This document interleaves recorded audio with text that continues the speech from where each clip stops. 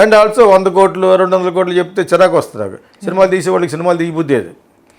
అక్కడ అల్లు అరవింద్ని అటాక్ చేశాను. 100 కోట్లు అటువంటి ఎందుకు అంటామని చెప్పేసి.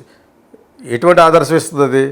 ఆ సినిమా చేయడానికి 100 కోట్ల అంటే ఈ అమ్మాయికి 40 కోట్లు, ఆడికి 30 కోట్లు, సినిమా చేయడానికి 30 కోట్ల, వాట్ ఆర్ యూ టాకింగ్ అని చెప్పేసి ఇచ్చారనమాట.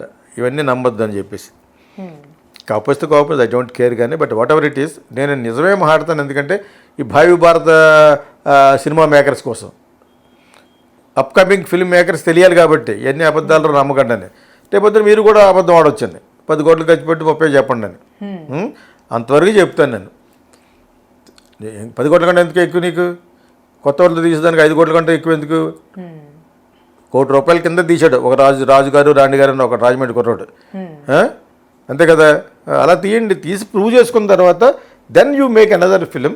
అది 100 కోట్లు కొట్టండి అని అంటాను అనమాట నేను. యాక్చువల్గా ఇటువంటి స్ఫూర్తినిచ్చే మాటలు మాట్లాడాలి కాబోయే డైరెక్టర్లకి, దర్శకులకి, కాబోయే నటులకి.